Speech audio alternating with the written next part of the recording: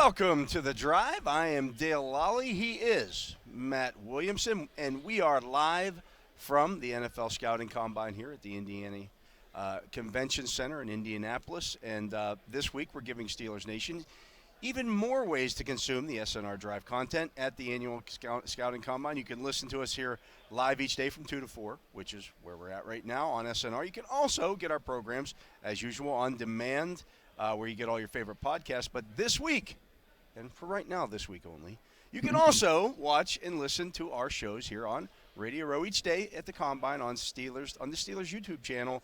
That's live on SNR through our podcasts and on our Steelers YouTube page. Check it out there. Share it with your friends. There's plenty to go around. Yeah, all kinds of good stuff.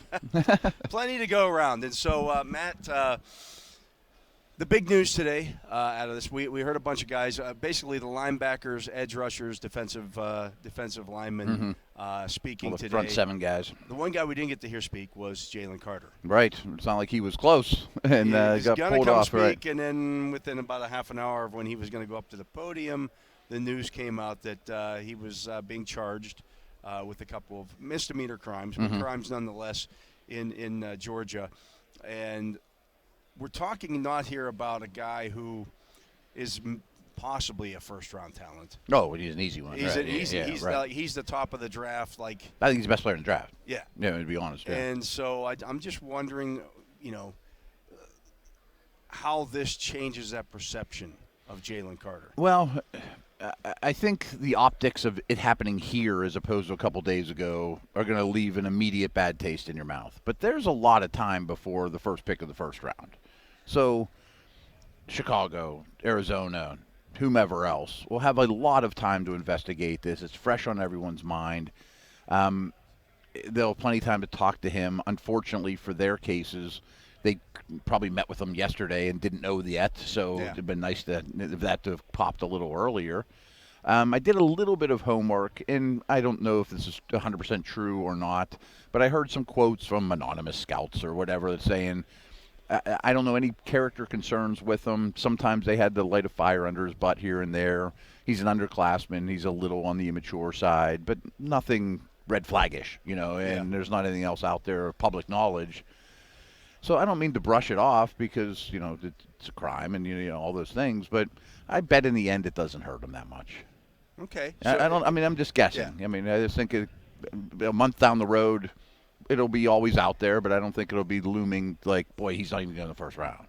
Yeah, I don't know that that's going to happen. I don't know that, he's looking at prison or anything like that coming out of this, but there is the public perception. Sure. And, I think, when you look at that and when this came out, he's going to have to answer questions about this. Oh, every day, all the time, over and over. Right. And he better have his story straight. We had some good conversations with Max earlier when it broke about, don't lie your way out of it or pretend like you didn't know things. Everything's going to be found out. Just kind of come clean and I was stupid and immature and celebrating a national title or however he wants to handle it. I'm not his lawyer, but if he dances around it, it won't be a good look. Yeah, and I think, when you look at it, to me, it's is it a character issue? Not necessarily, but kind of is, and it's your decision. It's a massive red flag. Your decision making, yeah. Yeah. Is he going to do this while he's a member of our team? Right, and every team will look at it different. He's probably not going to be there for 17 with the Steelers, but we're on Steeler Nation Radio. With the whole Henry Ruggs situation, doesn't help. It doesn't help that at all. Not even a little. Because right now Henry Ruggs isn't a football player. Right, but I do think some locker rooms would handle it better than others. If you bring him into Pittsburgh and, hey, Cam, you're in charge of keeping this guy on the straight and narrow, or, there's a lot more culture here. It's not a new coach, and a lot of organizations could speak to that the same way. Kansas City's been known to take character guys and get a lot out of them and have great success. But if you're one of these bad teams and you don't have the culture, or, Arizona, Kyler Murray you got to include it in his contract that he has to be there and a new coach. And so do we bring in one more combustible situation? Maybe not. Yeah.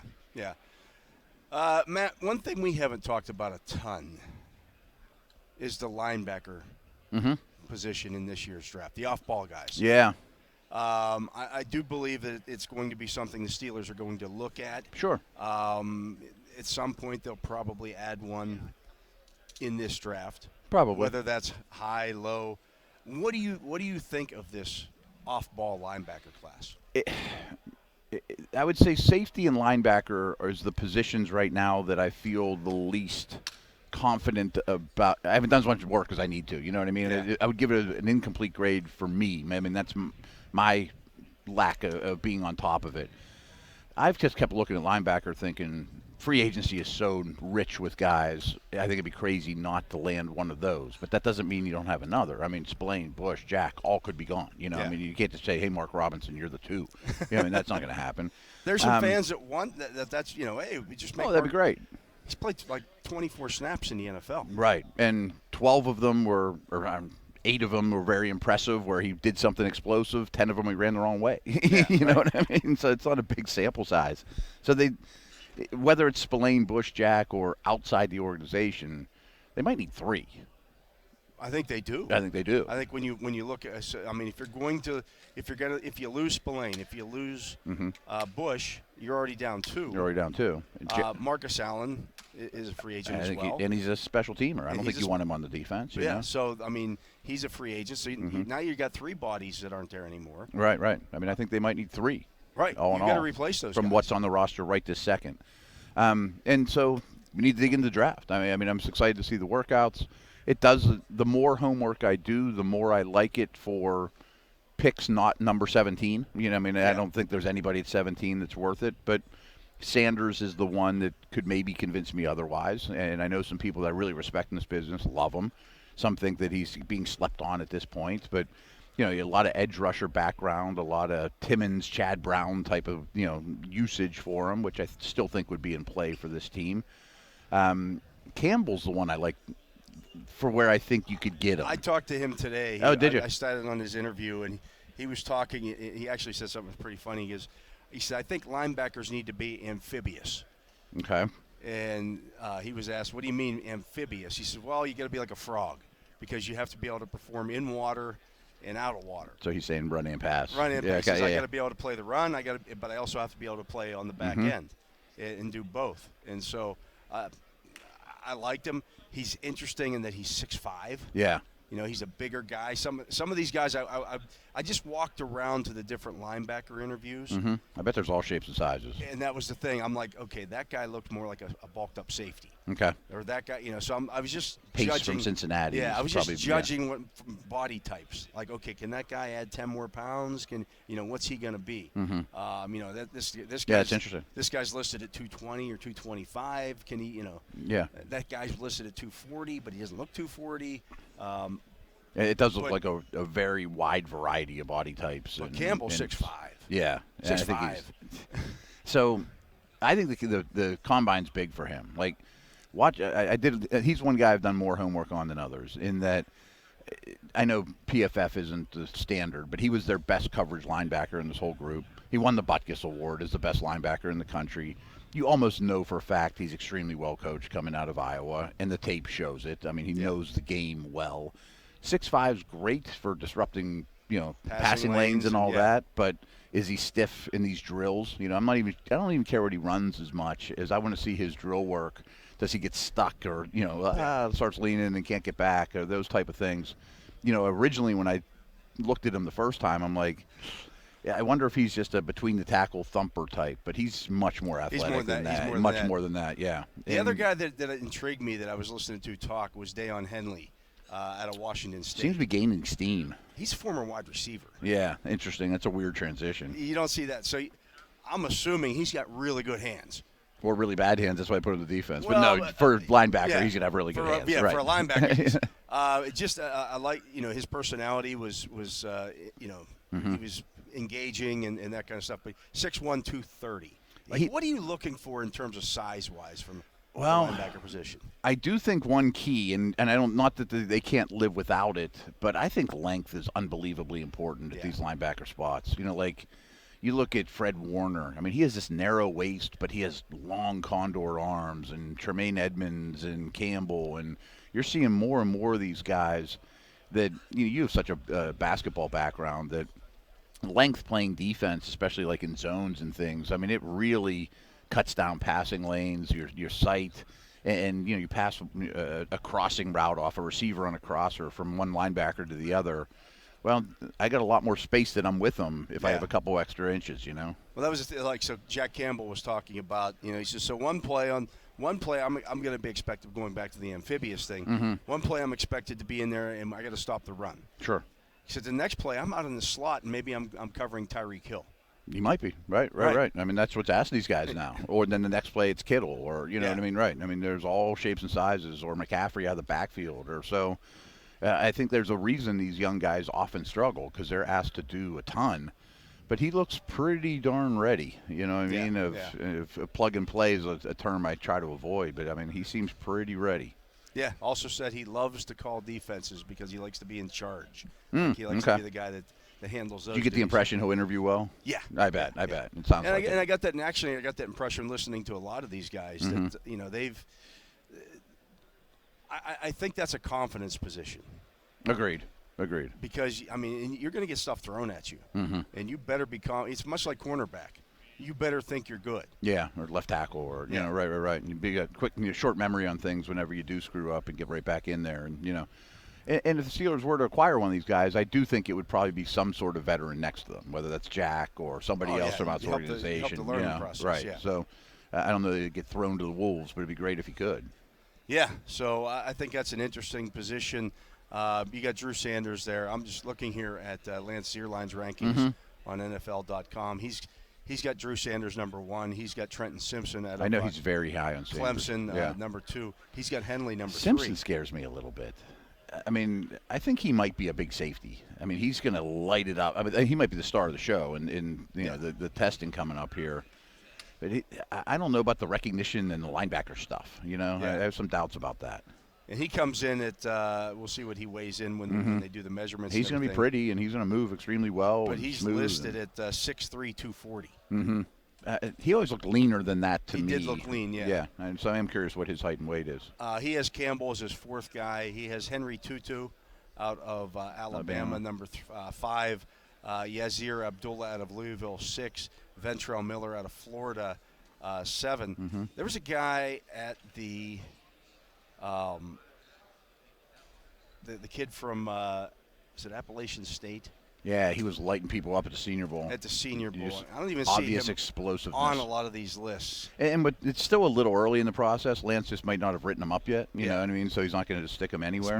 Is it Miller? That sounds familiar. Yeah. But he was explosive and really showed up in practices. He looked a little on the small side, but I think he played on the edge at App State. Okay. But he'll move inside. He looked well built, but not real long or real tall. But so there's some sleepers there that you look at. I mean, even guys like I mentioned Ventrell Miller, Cam Jones out of Indiana. I've heard a lot of good thing about Ventrell Miller. Yeah. Ivan Pace, you mentioned.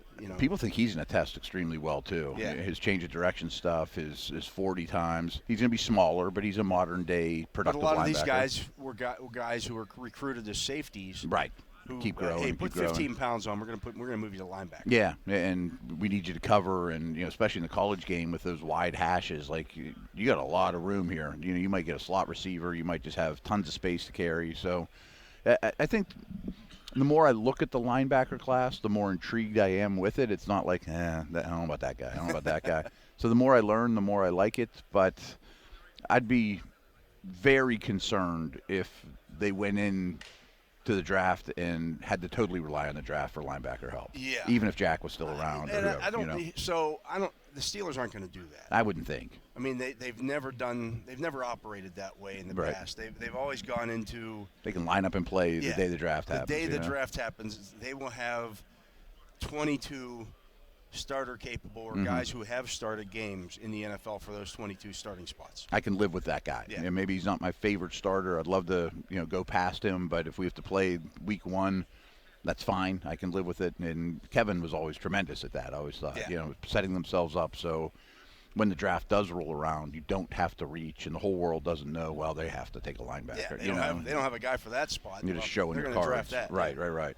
And the more I look at this draft, too, linebacker aside, I think 17, 32, and then the next 2 picks, you're going to have things you want, but I don't think you have to reach at any of those spots. Yeah, you can let things fall to you Mm-hmm. and And take be the very best comfortable. guy at one of those positions. Right, and that's not true for everybody. Different needs and whatnot. Like there's going to be reaches as there are in all drafts, but if you can sit there and let it come to you and just be comfortable, I think you're in a good spot, and I think that's exactly where they're at. Yeah, I think so as well, and that's what's going to make this such an interesting draft. Where they go in the first round then affects where they go in rounds, with those next two picks. Mm-hmm. Maybe, even the next three picks in terms of how those dominoes fall. Right. But if you don't get corner right away, there's a lot there. Yeah. You'll get a shot at another one. There's, I think there's offensive linemen sprinkled throughout the first three rounds. Lots of tight ends. Looks like a good group of linebackers, especially if you ignore it at 17, which I would be shocked if they go linebacker 17. You know who Max Starks loves? John Michael Schmitz. I could see that. O-line guys would certainly like him. Yeah. I mean, listeners to this show know we've been high on John Michael Schmitz for quite a while now. Yeah. And, yeah. I did a little more work on the Wisconsin center. Tippmann. Yeah. 6'6", which I don't like hearing originally. He moves well, though. Yeah, as I say, he runs really well. He changes directions well. They pull him like crazy for a center. He's out there leading sweeps and getting to safeties, and so I don't care what he runs or any of that stuff either, but I want to see, like going through the bags, does he get a little top heavy? Or, when he does change of direction stuff, does he kind of lean like a tree? But it doesn't look like that on tape. No, it certainly does not. No. He's tall enough to ride. Yeah. He might be too tall to ride. Yeah, I mean, him and John Michael Schmitz both look like starters and quality ones to me. Yeah. So it's an interesting draft. I'm fascinated by this one this year, just because of the depth. Again, maybe not the top star power that you normally have, because I think, and we talked about this in the previous show when I was on with Jerry and Max. I don't know that the quarterback class It scares me this year is boom. Okay, these guys are going to be stars. Oh, I think a lot of teams. I honestly think most teams' draft boards with these quarterbacks are all going to be shuffled. Like I can see teams having Richardson one, yeah, or last, of the four. Right. No doubt about it. I mean, he's very polarizing, of course. People are flat out look at Bryce Young and be like, "Sorry, I just can't do it. He's not big enough to ride. I can't do it." Like this is a big week for him. Absolutely. He's listed at 6 foot. Is he 6 foot? Mm-hmm. Is he 5'11"? But either way, he's short. Right. And that might not seem like a big deal. I know. But it is. It's kind of a public perception thing. Yeah. Is he 190 pounds or is he 20? When Kyler Murray came here, that was the question with him. Well, how big is he? What's he going to weigh? And he came in at 207. But at least he didn't run. He didn't run, though, right? Yeah. But at least he's thick. I mean, he's got legs and a butt. Yeah. And, he can, bounce off tacklers a little bit more. Stroud's going to have those Ohio State things looming over him. I mean, like life was just Bryce too Young easy looks for like him. a point guard. He looks like a point guard, right? He absolutely does, And Levis has questions all over the place. Yeah. So, I mean, I bet in the end there's those four. I think they're going to go higher than people think because there aren't other blue chippers, and there's a lot of teams in that neighborhood. And you got a guy like Hendon Hooker who's dealing with injury stuff. See, like he's the one I kind of like for where you think you get him. Like if I'm Seattle, maybe use those two picks on defense and then let Hooker learn behind Geno. And even though he's old, so what? It's not like he's a running back, Yeah, right. Yeah. So I think for the price, I might rather have Hooker. Steelers fans, the Steeler media platforms are loaded with great Steelers Combine content all week long. Visit Steelers.com and the Steelers official mobile app to hear live and on-demand Steeler or SNR audio content, exclusive one-on-one video interviews with key decision makers, and daily editorial coverage. The team also has great throwback Combine workout highlights on current Steelers for you to check out. That's all this week on the Steelers media platforms. He is Matt Williamson. I am Dale Lolley. You're listening to The Drive here on Steelers Nation Radio. We'll be back with more right after this.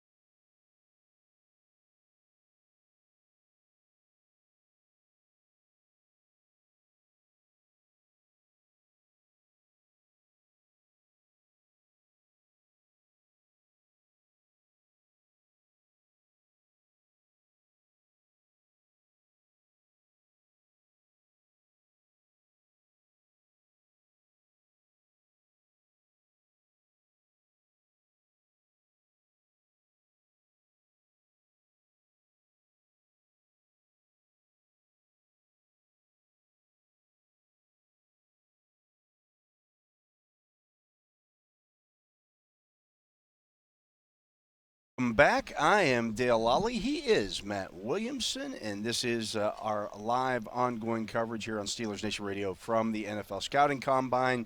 And Matt, we're efforting to get one of our favorite guests on. Yeah, now, hopefully.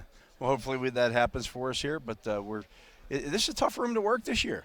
A little bit. Yeah, a little bit. At this time of day, most of the stuff is starting to wind down because for people, so let's pull back the curtain a little bit. So the interview process started this morning with players at around 8 a.m. They started having players available. So up on the podium and all that, right. So a lot of the people were here early and have now kind of, now it's time to go back to the room and relax a little bit maybe. And, I still haven't written today yet, because of, all the interviews and stuff that I did this morning. So, you're kind of waiting to. I bet a lot of people like us. We were just talking about like dinner reservations and stuff. It's like, well, we might have to go out a little later tonight because there's a lot of work to do. The afternoons I got pretty booked with podcasts and writing and et cetera, et cetera, et cetera. So maybe that's what everyone's doing. Yeah. Oh yeah. I mean, there's a lot of stuff that happens out here, and there's a lot of information being thrown at us.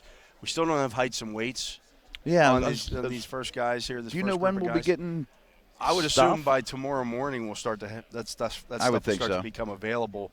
And what's tonight again? I feel like I don't know the schedule well at all. I would assume since the linebackers, defensive ends, and edge rushers were all, I would assume they're the first workouts tonight. I think so. I think they do everything tonight, right? So yeah, so they usually do them in order like that. That's a long day for those guys. I say that's such a long day. The interview started at 8 o'clock in the morning. They probably got those guys were up long before that because you had to go get medical checks, meetings.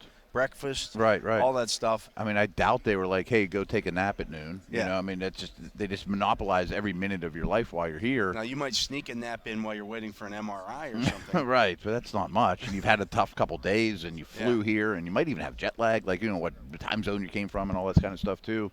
And we saw this a lot last year. Like, I'm pretty sure all the running backs just said, "We're not doing the 3-cone," because it was like at 10:30 at night when it was the last event, and they're like, I've been up since 6. I don't have it in me. This is your fault. Sorry. Bye. You know, and I think they're trying to avoid that. I just don't know how you do it. With all this late stuff because they want it on TV, of course. Yeah. So the 3-cone stuff. I think a lot gets put into the 40 time. Yeah. To me, I think the 3-cone stuff is more important.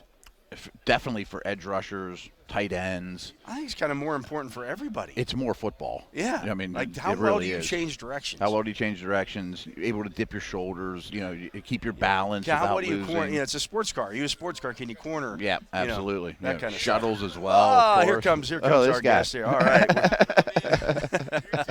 We got Greg Cosell coming in here from NFL Films. And NFL Live and all kinds of good stuff. Always our favorite guest of the year. Absolutely. Tell that to all the women. So we are always happy to have Greg join us here. Greg's a He's a popular guy. He's a popular guy here. Like Wes has been hunting him down for an hour. Greg's like the king of the combine. But no, you're right. I mean, those change of direction drills to me are probably more important than the 40. Absolutely. I mean, like if you have a so-so 40 time, but you have a really good 3-cone time. Yeah. I'm okay, fine. That's fine. Yeah. And the thing no one ever looks at too is 10-yard and 20-yard splits too. I mean, how often are you running 40 yards in a straight line? You know, I mean, the thing with the 40 too is there's so much technique involved. I mean, track starts. When do I get my shoulders up to come out? Things like that. I mean, running track's not easy. It's not just go be fast. There's technique involved. If that were the case, then everybody, there'd be a lot of guys. I've seen fast guys, that can do those kind of things, but they don't test quite as well because, again, they're not trained in the coming out of the blocks. Right. Kind of things like that. And it's a huge waste of time as a football player to go learn track stuff. Yeah. Okay. Greg's ready for us. Here we go. So our guest now is Greg Cosell from NFL Films. Greg, how you doing?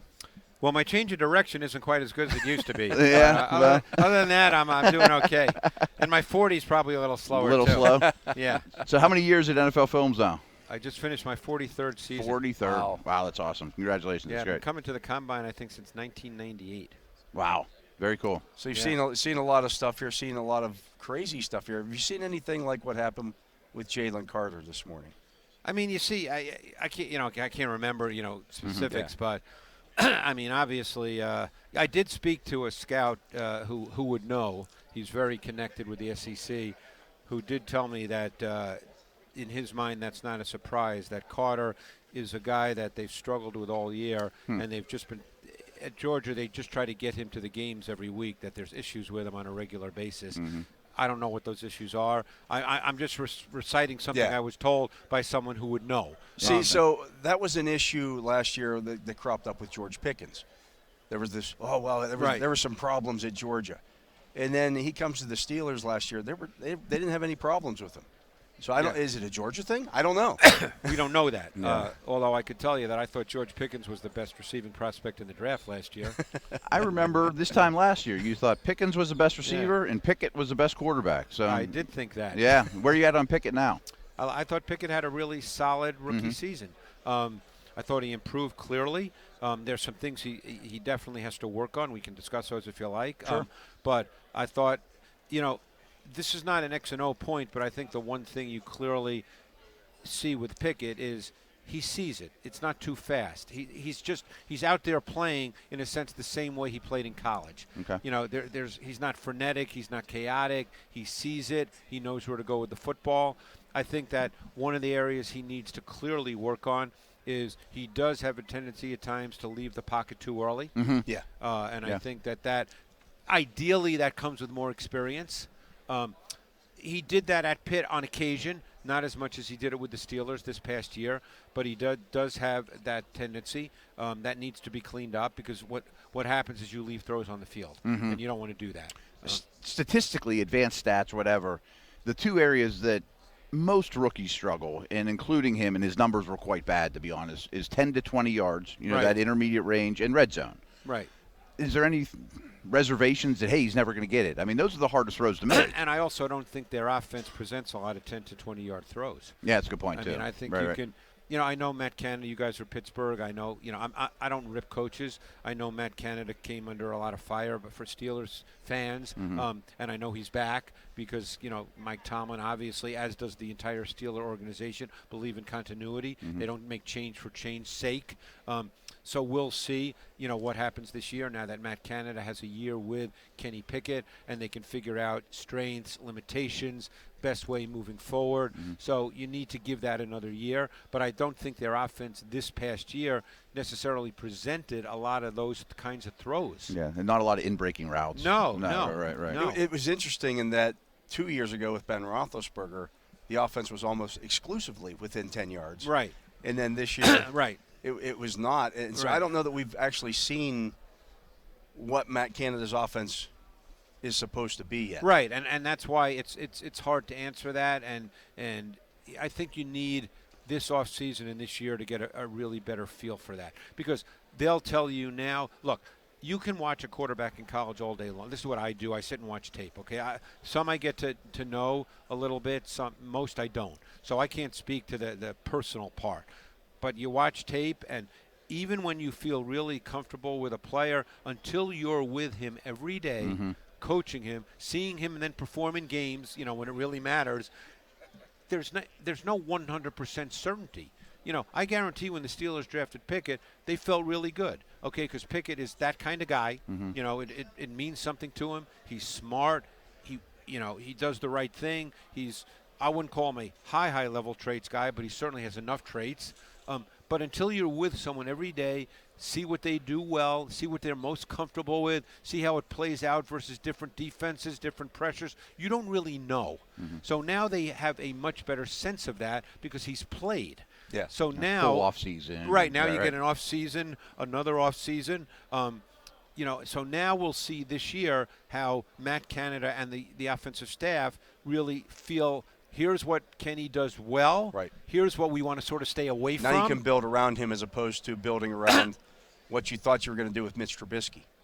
Right, because don't forget Trubisky. Right. He was a starter. He was the starter. Yeah. Right. Yeah. So that's why, despite I'm sure a lot of Steelers fans thinking that Matt Canada has to go, and I'm just going by what I read, and what you see on social media is, they probably feel okay. Now Matt can start with Kenny Pickett from day one. Makes sense. And, we'll go from there. So it's funny, though, because they had a Week 9 bye, and the first half of the year wasn't pretty. You had young quarterbacks, very young offense, very difficult schedule. We'll get beat bad by Buffalo and Philly and really top teams. And Claypool gets traded, and then they start doing a lot more 12 personnel and dedicating to the run. So I feel like the second half of the season, they poured some concrete for the foundation. You know, the windows aren't pretty yet. They need some paint yet, but, you know. Let me ask you this question. How do you feel? Because I'm not certain about this, and I've taken some grief about it, but everything I say is based on my film study. Sure. Which, again, doesn't make me right all the time, but, I mean, that's how I, make my evaluations. Right.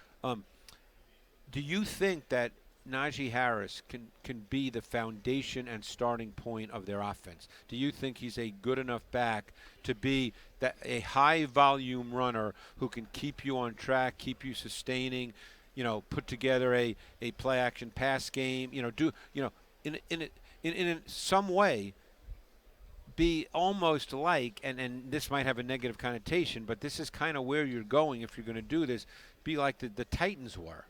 Right. I see what you're saying. Right. And make life easier on your quarterback. Theoretically. And take shots. Right. Theoretically.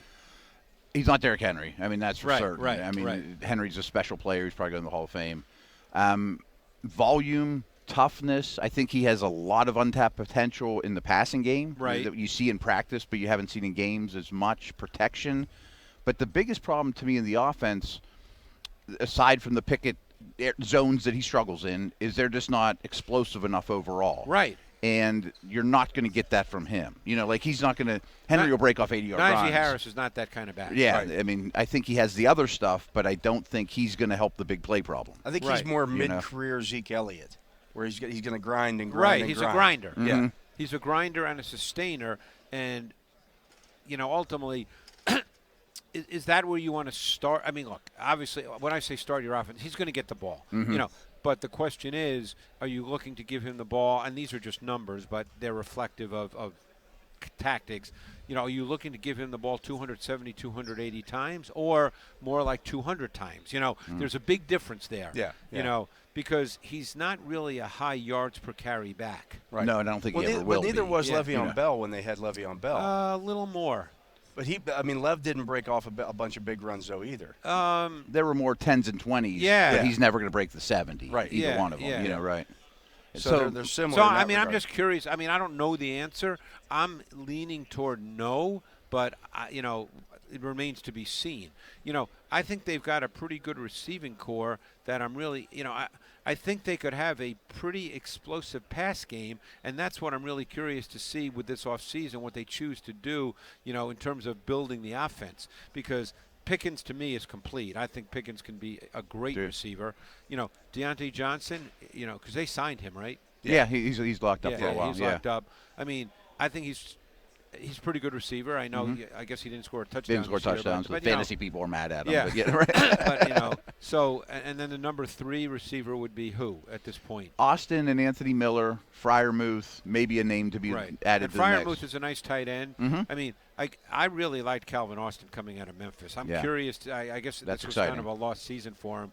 But, I mean, I think he's – He did, like, early in camp, he flashed, and you're like, ooh, this could be something. He's an explosive kid. And then that foot injury cropped up, and he just never got over it. And then he was on IR, for the year. Yeah. I think he's an explosive kid. Yeah. To your point aside, though, running back, whoever the ball carrier is aside, I think they showed us in the second half of the season – again, let's pour the concrete. Let's have something to to at least lean on. Right. The defense was on the field so much before that. They're winning the time possession battle, and I would imagine the pendulum swings more and more Kenny, as he learns, and I think he's capable. Oh, I agree. Yeah. I mean, I had this conversation with a coach who's been in the league 30 years, and he does quarterbacks every year, for his team, and you could make the argument he's not as gifted.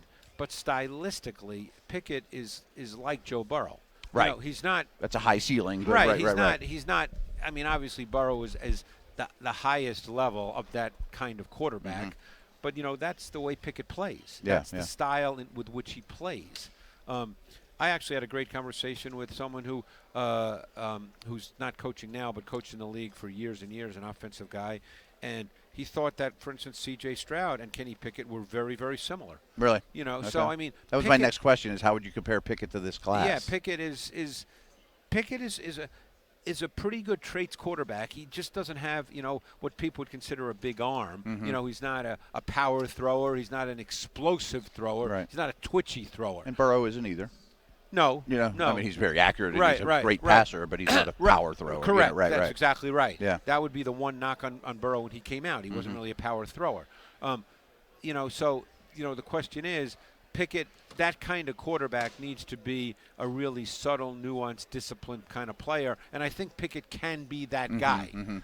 So it's a good guy to pattern yourself after. Yeah, though. Right. yeah. You don't watch Josh Allen tape. Watch Burrow tape. No, he's not Yeah. Josh Allen. Right. Although Pickett has pretty good mobility. Better than I thought. Yeah. He's a lot twitchier and quicker and straight out faster than I remember. He really is. He eludes rushers extremely well. And he's a pretty good sized kid. Yeah. So Matt mentioned this a little bit, or referenced this a little bit. Their offensive line. Yeah. What did you see from their offensive line last year? And is that an area that you think that they still need to add to in terms of starting quality? I would say probably, yeah. I think that's an area they probably would look to improve for multiple reasons. Number one, if they do want to run the ball, if they want to continue to lay that foundation, I think you need to improve your O-line. I think it needs to be better. And also just for pass protection, because you want to work with Pickett so that he doesn't feel that he has to flee the pocket. Yeah. You want him to feel, hey, this is a really firm wall in front of me. I can drop back. I can hit my back foot. If that first read doesn't show right away, I don't have to leave. Because he left a lot when he didn't have to. Yeah. You want him to feel really confident that, hey, I can stay there. I don't have to leave. But they averaged over the second half of that season, as Matt said, 147 rushing yards per game. Yeah. Over the second half of the season.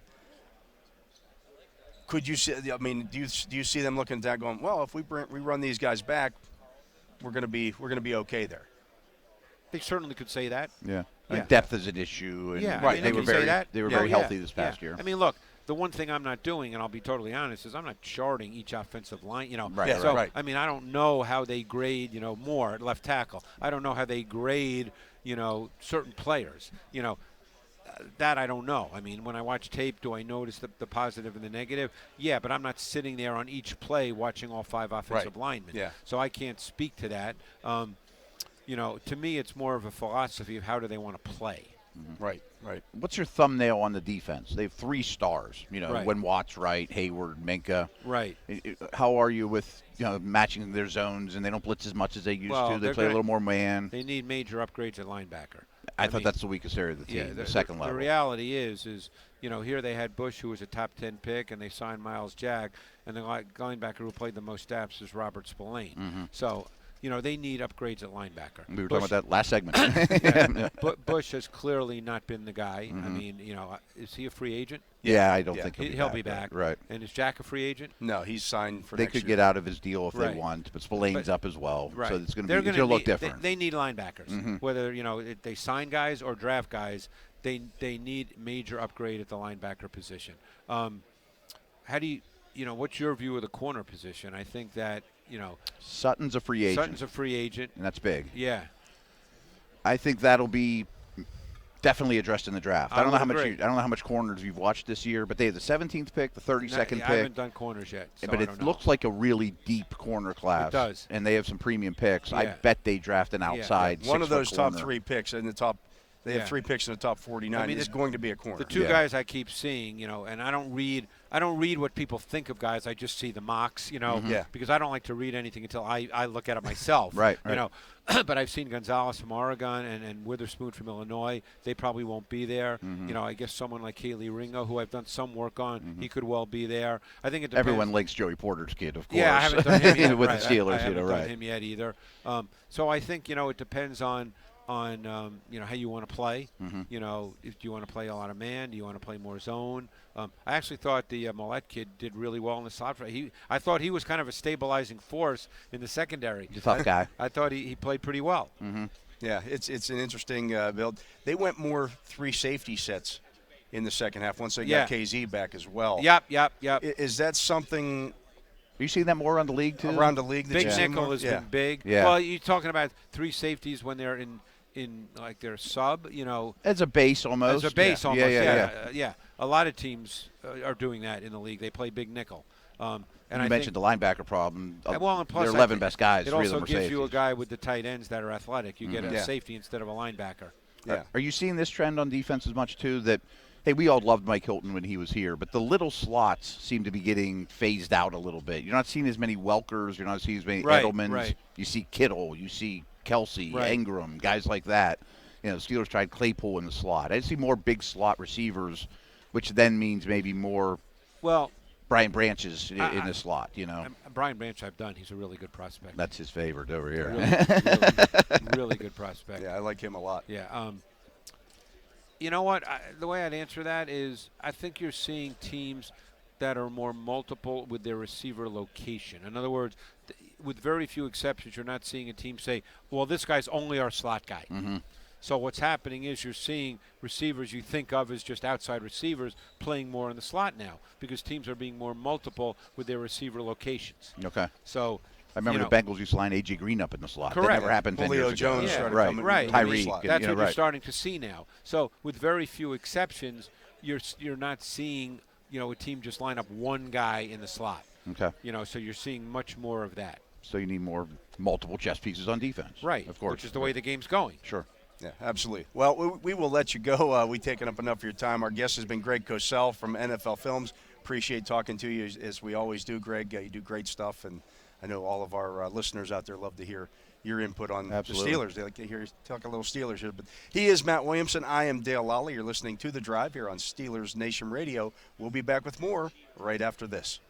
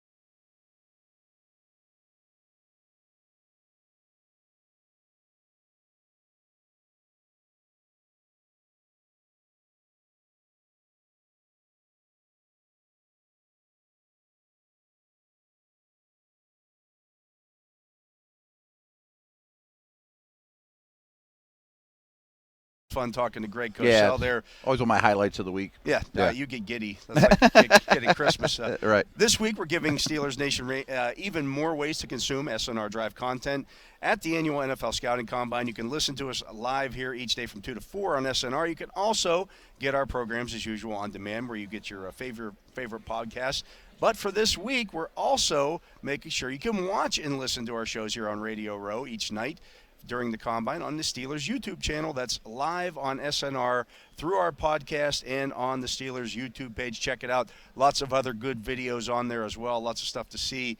And I don't know why, if you're a Steelers fan, you wouldn't be subscribing to that YouTube channel. Oh, no question about it. All the interviews. Pumping all a lot the of stuff. content out Absolutely. there. Audio stuff, too, this week. So, Matt, we were talking to Greg about where Kenny Pickett would rank in this year's class. And we've talked about it. Right. And I think he might have him number one. I think he has him number one. And we had an off-the-air conversation about the quarterbacks a little bit, too. And just to paraphrase, he didn't say he disliked the top four. Yeah. It was just a lot of questions. He said he wouldn't trade any of them for Kenny Pickett. Right. I mean, what we know about Pickett right now, if the Bears said, we'll give you the first overall pick for Pickett, I think I'd say no. Yeah. You know what I mean? I mean, I wouldn't cash him out for any of those quarterbacks. You've put a year into him. That's part of it. You've NFL tape, and that's helpful, of course. I just think that there's a lot there to like. And I know people get too much caught up in the numbers. Mm-hmm. Well, he only had 7 touchdown passes, and he had 9 interceptions. Yeah. Well, let's go back and look at the interceptions. The interceptions don't bother me. I mean, he went a very, very long stretch where he did not throw an interception. And it wasn't because he was dirting it and super conservative. Again, he was making good decisions. 54% conversion rate on third downs in the second half of the season. And I don't care who you're playing, and you convert 54% of your third downs in the NFL. Yeah. Again, you're playing NFL.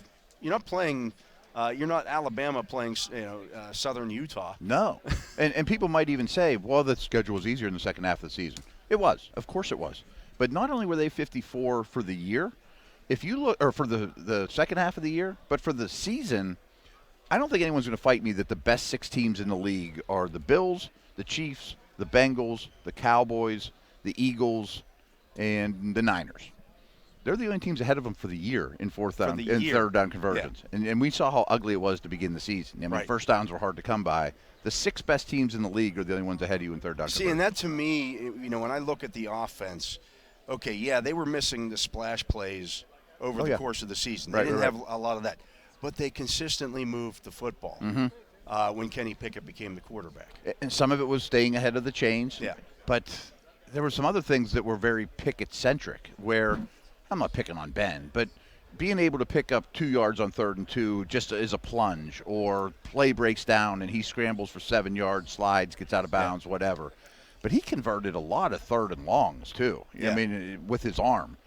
Buying time or executing the play as it was drawn up. Hits Freiermuth for 9 yards on 3rd and 8, Yeah. That happened routinely. But interesting to note that Greg Cosell had both Kenny Pickett and George Pickens as his number one guys at the wide receiver and quarterback position. I didn't think of that till he sat down, right? Because I have it in writing. I have the draft guide stuff and his reports that he wrote out. And he's Pickett's number 1 and Pickens is number 1. That's not a bad draft haul. No, not at all. And that's, I think, if you look at the last 2 drafts and then what you're going to add in this draft, I think you've said this before. Tons of snaps already, right? Yeah, you've got a bunch of snaps already stockpiled with those young guys. Now you're going to add to that nucleus with 3 more premium picks this year. Sure. That's what makes it such an exciting draft. They're all going to grow together. And, again, they're only potentially losing Gentry out of the mix. I mean, your number 2 tight end is replaceable, or you bring it back, whatever. Right. I mean, but that doesn't rock the boat anyway. Where defense, you could lose 5 starters. You could lose 4 starters, and you might bring them back, you might not. Where the offense, the 11 guys that played the most are going to be there. They're going to get the same. The snap distribution ideally is the same or similar. As you can gather, and I'm sure you mentioned how giddy I get. I had 10 more questions, of course. Oh, yeah. And one of them was, I know you liked Pickens, Greg, but do you think he needs to become a better separator? Well, he kind of answered that on his own. He goes, Pickens is complete. He's there. I'm like, I thought he had a little more work to do as a route runner, but Greg knows better than I do. So here's the thing. So you sent me this, and this was from 538. You sent this to me, I believe, last week. And they had Deontay Johnson as their number one receiver in terms of getting open. Separator. Yeah, He's the right. number one separator in the league. And I think he was third last year. They've done this for 2 years. Yeah. It's a new thing that they do. And they use next-gen stats for this. So this isn't them just watching and saying, oh, he's really good at this. No, this is them using the computer analytics. Right. This is stuff like that Cynthia worked on a lot, Yeah. too, is I have 2 yards of separation. That counts as open, however they decided it. And, my shoulder pad to your shoulder pad. I mean, this is – this isn't – The players all have little trackers in their uniforms on game days. Yeah. All of them. So this isn't, again, I'm not picking on Pro Football Focus, but it's not like someone's they're going, oh, this is a good play, check. Yeah. This is, you beat this parameter, so you get to, the nod. Yeah. He was the best. He was the best. Number one. They had Pickens number one in terms of making contested catches. Yeah. Best at the catch point, I think, is how they described it. Yeah. So he had more work to do as a separator. Johnson had more work to do at the catch point. But they were the best. I mean, at you their know respective how positions. good the receivers are in this league yeah. are. Tyreek and Jefferson and Chase, and I mean, the league is loaded with receivers right now. Freiermuth, if you just do tight ends, he was like 10th overall too, and trending the right way. Yeah. So I it's mean, interesting. the pieces are there. Pieces are there, and I forgot Greg really liked Calvin Austin too. I remember him really raving about him. Liked him as an outside guy, ability to get off press, things people don't think about from a little receiver. Yeah, so I'm very intrigued about what this offense could be in 2023. I'm not sure how to go about doing it. I'd love to have one more pass catcher, either a big slot or a tight end. I keep going back to the tight end class just because I love the class so much. Okay, so the last 2 preseasons, training camps, we've seen them kind of use Anthony McFarland. Oh, yeah. I thought you were going to say Miller. A little bit in the slot. Yeah, We've seen him on the field at the same time as Najee Harris. Are you ready to revisit that this year? Yeah, it's interesting because I'm guilty of this. He's been a little out of sight, out of mind. Yeah. When I think about that third back spot and Snell's a free agent, I don't think about him as much as I should. The one game he played last year when Najee hurt, no, it was Jalen Warren was hurt. Right. And so they used him. They used him. Like he wasn't just active on game day, and they said, "Okay, you're in uniform, but we're not going to use you." They used him. I think he had 2 catches for 11 yards and like 6 carries for 20 some yards. And what I noticed in the preseason, harder to tell at camp for a running back because they're not tackling to the ground as much. Less dancing, understanding at the NFL level. If it's blocked for 3 and I get 4, that's fine. I don't have to hit a 40-yarder. He's not looking for the home run every time. Right. And the other thing at camp that was very noticeable, really any of the Steeler linebackers, he's whipping them on wheel routes down the field. Down the field, 25 yards down the field. When I say explosives, they don't have to be 80-yarders. I mean, if he does if he gets one big play a game or one big play every 2 games, that alleviates some of that issue. Mm-hmm. I don't know. I assume special teams didn't help his cause on game day. That was Benny Snell was such a better core special teams player than he was, and Jalen Warren is kind of developing into that role, but he wasn't there yet. He was a rookie. But I mean, if Snell's inactive, then you're stealing one of Danny Smith's starters. Right. I mean, he was at the top of the team and snaps paid on special teams. So that's the way the world works, But McFarland's going to have to overcome that too because there are going to be other core special teamers. So the question then you have with McFarland, and maybe to a certain degree Calvin Austin, can one of them be the kick return guy? That's what I was thinking, or maybe one's punt, one's kickoff, or whatever. That would help their cause for sure. And you mentioned it too. I mean, you saw they jet both bring that sweeps. Speed element to it. I mean, both of them on jet sweeps and handing the ball when they're already moving and things like that would work for both those guys well. Yeah, I mean they've both got beep speed. Absolutely, so it's interesting. We'll see what. So maybe some of the explosive remedies are already in house. Yeah, right. So we'll see. Steelers fans, the Steelers media platforms are loaded with great Steelers Combine content all week long. Visit Steelers.com and the Steelers official mobile app to hear live and on-demand SNR audio content, exclusive one-on-one video interviews with key decision makers, and daily editorial coverage. The team also has great throwback Combine workout highlights on current Steelers for you to check out. That's this week on the Steelers media platforms.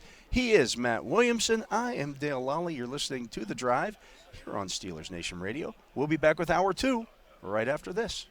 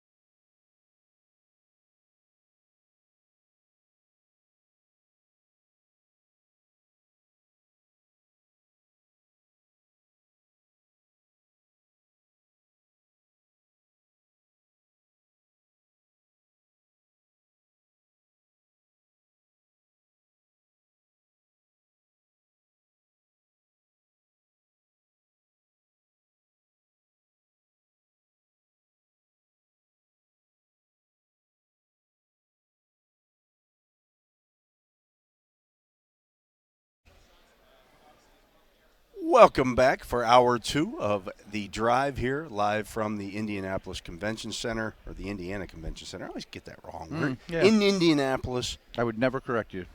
Would never notice. Well, you're just a gentleman like that. No, it just goes right over my head. Maybe because you've said it so many times. Probably. That probably has something to do with it.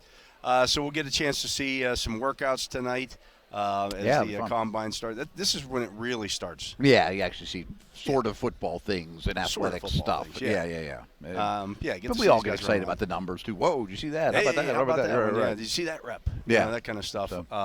So looking forward to that. As we work through this week here, we'll get to see more and more of this in terms of, I believe tomorrow are the defensive backs.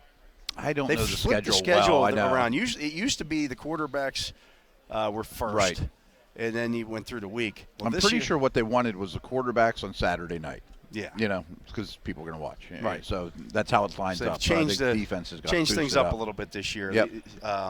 So that'll be interesting to see how they how that all breaks down.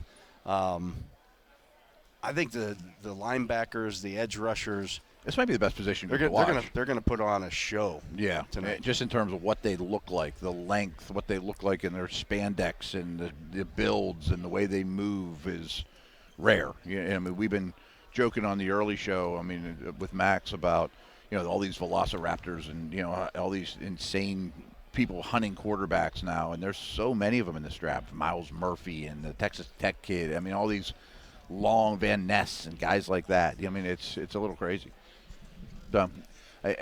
Every year I'm more and more impressed with the specimens, the athletes. The Trevon Walker last year, but now there's 5 Trevon Walkers in this class. Not only, and so the training has gotten better for this every year. Of course. I think these guys are training more. So I saw this was in this little package that the NFL put out. Mm-hmm. That was pretty helpful, by the way. Oh, yeah, absolutely. Yeah. Last year was the fastest combine on record. I'm glad you brought that up. Because remember last year, I forgot this narrative, but remember last year they had just put new turf in. Because the first day we were all like, man, that group's really fast. And then they all were really, really fast. Yeah. Has it slowed down in a year? Or is that just the new norm here in Indianapolis? I don't know enough about turf and conditions and things like that. I don't know if it's gotten worn down a little bit. I have no idea, but they were super fast find out pretty quick, last I'm sure. year.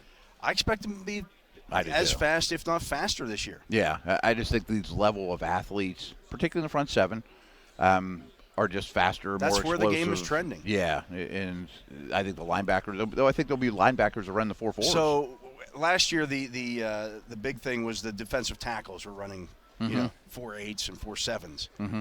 There's some guys that might do that this year. I mean, Mazzie Smith at 320 might run 4.8. I mean, some of the real big dudes. And, I do think there's some D tackles that could run 4.7, 4.8. Some of these big edges could run 4.5s. Linebackers could run 4.4s. I mean, that's flying. Yeah. It covers a lot of ground. It's the game has changed, and I think you can credit some of that to the spread offenses in college because teams, especially defensively, have had to approach that differently than they used to, where we're just going to line up and play be in space, bigger than you and beat you up at the line of scrimmage, and you're not going to move the football. Basketball on grass, and basketball are the freakiest athletes out there. So it's similar to that too. Max had some good insight earlier in the day too about how far the trainings come, and he was talking about the nutrition, and an alarm goes off at every half hour. You have to eat this little morsel, and then this, later. It's just how amazingly far things have come quickly. That's how I do it. I have a little morsel every 10 minutes. Donut. Or so. Yeah, right. And it works for me. Yeah. So, I'm intrigued to see what some of these guys start to post here in terms of those. Not just the 40 times, but the short shuttles. And those things. The jumps. Yeah. I mean, some of the jumps are amazing too. It's hang in the air forever. Absolutely. So you want to see. So, as a draft analyst, Matt, when people talk about the jumps, what is it that you're looking for from the jumps? I think that's just basic explosion. Yeah. And I don't know that the broad and vertical are that much different. You know what I mean? Yeah. Like, I know that this you're exploding in a different way. I understand that. And the broad actually shows a lot of body control because you have to stick the landing and you can't put your hand back and things like that. But those numbers, I really did more so than maybe any of the drills. I just look at the top 10% and the bottom 10%. You know, like what's the difference between a 35 and a 36-inch vertical? Probably not much. Well, an inch, but that's but who's really doing something crazy? Yeah. You know, like my kids play volleyball. If vertical would be more important to me for volleyball. Right. You know, Yeah, you know that's what I mean? kind of Or a bigger basketball. deal. Right, Yeah. right. But is he an explosive athlete? Yeah. You know, in his lower body. So, you know, and the other thing about it, so, I mean, we've been talking about George Pickens. So if George Pickens jumps 35 inches, he's 6'3". Good point. Right. You know, and some of these guys are heavier than others. And it's more mass to get in the air. If somebody, you know, if a guy that's 5'8" jumps 42 inches, okay, well, that means something. Yeah. Oh, 100%. You know, now he can recover a little bit and be a little bit bigger. If he jumps 32 inches, now we got a problem. But football's a different kind of sport in that hockey, basketball, soccer, they're out there a long time. They slow down. They pick up speed. You know, where football is, everybody explodes the second that ball moves. It's like the Big Bang Theory. Yeah, exactly. You know, and everything kind of goes from there. So the explosion and so I think that's a big thing with the jumps too. Is who's going to be not even the quickest off the ball, but the most explosive the second you decide to build it all up and then, you know. Yeah. See, that would be a drill I would be interested in them adding for the pass rushers.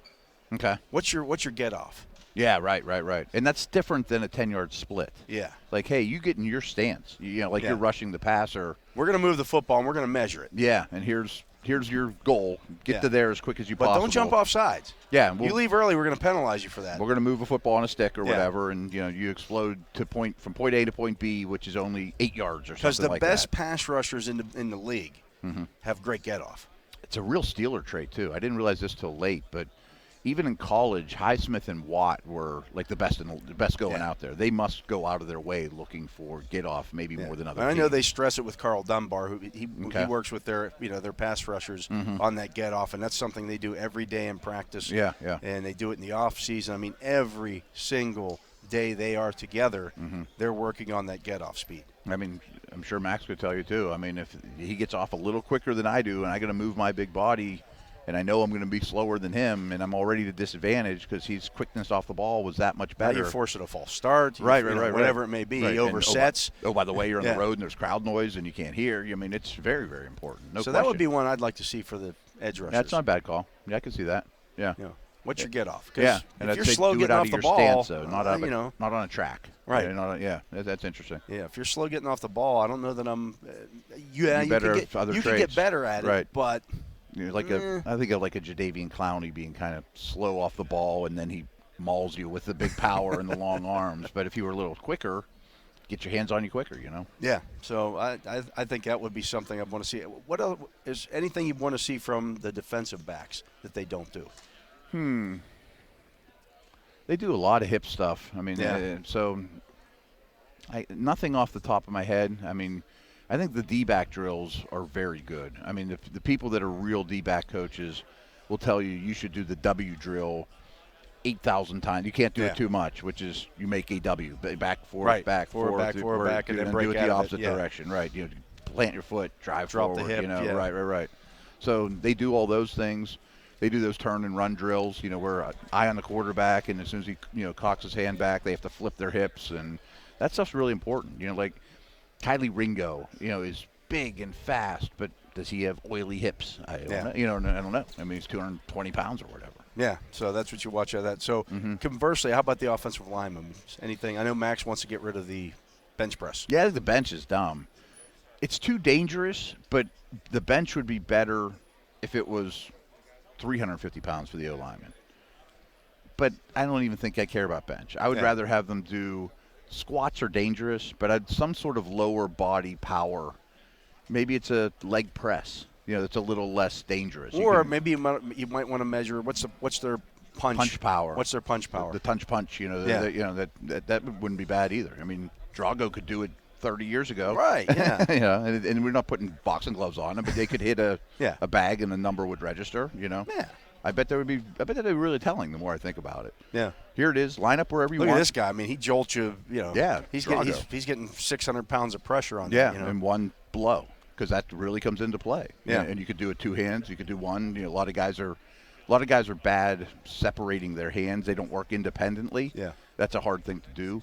But when you can, that one-hand punch can stymie a guy, or you keep him in tight and drive him, with the balls of your hands. That would be a real good drill, because that wouldn't be hard to do. No, not at all. Pounds of pressure is easy to come up with. Just Absolutely. hit this target, right? Yeah. Yeah. These are things people would watch, too. Yeah, that would be fun. Yeah. And then bring Tyson in. And I remember see him seeing hit it. that. I remember there was a show, and I can't remember what the show was, but they had Ray Lewis on. Okay. And they had Ray Lewis tackle a dummy, and they measured the hitting power of it. It was like 2,000 pounds of Okay. pressure that he hit. It was like the same as being hit by a car. It's like those nature shows, that, Yeah. shark bite pressure Yeah. and things like that. Yeah. Oh, yeah, that'd be great. People would watch that. Absolutely, they'd watch it. We should have the Dale and Matt combine. Yeah. What would James Harrison do in that situation or whatever? Right. Yeah, that's cool. So you guys should tweet us with any other ideas, combine notes. Absolutely. Yeah, right. Maybe there's a lot of ideas out there. Yeah, anything I like for- the punch one a lot. You got anything for wide receivers? Maybe if you could somehow do crisper route running, like here's dots on the field. Yeah. You have to you can't round them off. You have to run the route this way, not the way you choose. I want to time them in their route running. Okay. And they got to hit those spots. Right. So don't like just it's almost go like an slow obstacle so you can course. do it. Yeah. Right. Almost like an obstacle course. Yeah. Who gets in and out of their breaks the fastest? I mean, that's more important to me than a 40. Yeah. That's why I was going to try to challenge them with drop your hip, do a true out, or something like that. Yeah, and I'm sure there's other good ideas too. Maybe high pointing the ball. Yeah. Somehow have it tied into the vertex on the vertical machine or whatever, and the ball comes up here, and he could get up to 6 feet 8 inches. This guy got up to 10 feet, whatever it is. Right. How high could he pull in a catch? Yeah. Something like that. Did you see- Jugs machine. Did you shooting see that here. video with DK Metcalf, by the way, a couple weeks ago? I think Wes mentioned Where it, or there was some DK Metcalf conversation we had. He was like there was just this video of him standing in an end zone, going up and one-handing a ball about, I don't know, 6 feet off the ground, like his feet were 6 feet off the ground. Oh, my son told me about it. He's like, this might not be real. Like they thought they might be doctoring it. Like it's insane. I mean, he's 235 pounds Right, too. I mean, yeah. he's not a skinny guy. Absolutely. So, yeah. That'd be interesting. That would be it. What about for running backs? Anything that you want to see? See, theirs is hard because I want to see them break contact, yards after contact, or, getting hit from the sides. How well do you keep your balance when you take a shot? But you can't be out there with a baseball bat. That's what you watch game tape for. Yeah, right. Yeah. Running backs are tough after the games are done, like Senior Bowl practices, combine.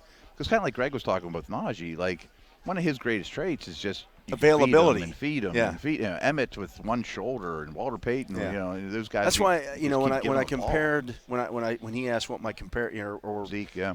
Zeke Elliott always took the ball, never missed a game until this last season. Right. I always that think to of me is Emmett, Najee. Emmett just closing out games. And no there's matter to what. me that's valuable. That's very valuable. And I've actually stolen that from Greg in the past. He's like, yeah, he's a great back, but he doesn't have the workhorse mentality or has shown that he can carry the ball over and over. And everybody gets hurt. That doesn't mean you don't get hurt, but the 25th carry is not the same as a third. Right. And some guys lose it. I mean, all the defenses lose it, but some guys get better. And some you're able to maintain it. I think Najee's a volume carrier. I do too. I think that's one of his greatest strengths. So here's an interesting one too. Is remember when the Steelers drafted James Washington? I should remember who it was, but whoever the receiver coach was came out and talked to us and said, this guy runs a route at the same speed when it's route number 70 as it's route number 1. And you're not going to wear these guys out here and make them run 100 routes and time them all. I mean, because they'd fall over. But that's an interesting thing, too, is maybe with these mile per hour things that they have, these high volume passing attacks. Texas runs 100 go routes. Right. But you wear out, but some guys don't as much as others. What's your stamina on deep routes? Yeah, that's are you running one and then you got to tap out and go to the sideline? Now it's third down and you're not on the field. You're on the field, right. So no, that's important. Yeah, maybe for running backs, you're talking about the the power. Mm-hmm. How about some squats for the running backs? Maybe Even measuring their power. Yeah. Jump, I wonder, like you've seen when Jason Pierre-Paul came out, There's a picture of him in the shallow end of the pool. It's like 3 feet of water or 4 feet of water. Coming up out. And he jumps out of the pool. Yeah. Like, is there some way of measuring that if you don't make it, you don't destroy yourself on the concrete? Right. Well, that's why you do it in the pool, so you fall back into the water. Like, if you put these guys this deep in water, how much explosion could you generate up? I mean, there's probably someone way smarter than me to come up with that. Yeah, right, there's got to be ways to do all this stuff. Probably already exists, right? Yeah, so. It would be smart, and maybe people will do this already too, is go look at Olympic testing and Olympic stuff that they do, or go look at the NBA combine. Like, this would really be applicable to wideouts. I'm sure there's some NBA stuff that wideouts would want to, you could, double up in. And I think for tight ends, I would want to see how they adjust on the run to what. Because so many tight end routes are kind of option type routes, where if the safety's here, then I got to break out. Yeah, like the safety's here, then I'm going in. There's yeah, no right reading answer. reading that on the run. So I would set something up that at the snap of you get I see where you're going with that. The snap of the ball, and then the safety comes here. So I got to run it out. How quickly do they process that? Like, those. I think it's the Deuce Staley drill or the running back drill where you come through the hole. And they take the bag and they either put it left or right. Right. And you hope you don't get run over as the coach is holding that. And this guy takes the other option. Right. But maybe you could do that with option routes like slot receivers, tight ends. You're trucking down the field. This is the route we called. But at some point, we're going to ask you to change it. You don't know when. And you have to break it off inside, outside. You have to read the coverage. And then you got the quarterbacks throwing because they have to read the same thing. Mm-hmm. And they would miss a lot, but who cares? Yeah, right. But one would be right. I mean, the quarterback says you should have broke in. Look, here's where he's at, and the ball goes flying. And the guys who are running the drill would know, right, which one was you right. Watch the tape, you're like, the quarterback was right, the tight end wasn't, or whatever. But no, that'd be interesting to have the tight end make decisions on the fly as a route runner. And those aren't like crazy things to ask these guys to do. No, I mean, coaches could come up with that in 2 seconds, set up some cones, and right. So that's it. That's what we do for the Dale and Matt combine. I like it. All right. There we go. The bench could go, though. Yeah. They get rid of the bench, get rid of honestly, I think you can get rid of most of the jumps and things of that nature. Do you need broad and vertical? Maybe just do vertical. Yeah. Why do I if he has a good vertical jump, he probably has a good broad jump. Rarely is it the other way. I mean, is one different than the other? I mean, I know they're slightly different muscles, but you could probably you can't have these guys keep adding drills and not eliminate some stuff away. Right. So interesting. I would like to see a leg press or some kind of lower body power, generator. Like, tell me what your max is on here, and not squat because you get yourself in trouble, but a leg press you could get out of it and be like, I thought I could do 800 and I can't, or whatever. I did 800 once. Once. 4 sets of 200. That was the. That's interesting, though. I bet how about this? It's some local watering hole this evening with the combine on. I bet we come up with a drill probably or some two. More, yeah. Probably a few more. A little more creative. Yeah, absolutely. Hey, this week we're giving Steelers Nation even more ways to consume SNR Drive content at the annual Scouting Combine. You can listen to us live here each day from 2 to 4, as you are right now, hopefully, on SNR. You can also get our programs, as usual, on demand, where you get all your favorite podcasts. But for this week, you can also watch and listen to our show here on Radio Row each night during the Combine on the Steelers YouTube channel. That's live on SNR through the our podcast and on the Steelers YouTube page. He is Matt Williamson. I am Dale Lolley. You're listening to The Drive on Steelers Nation Radio.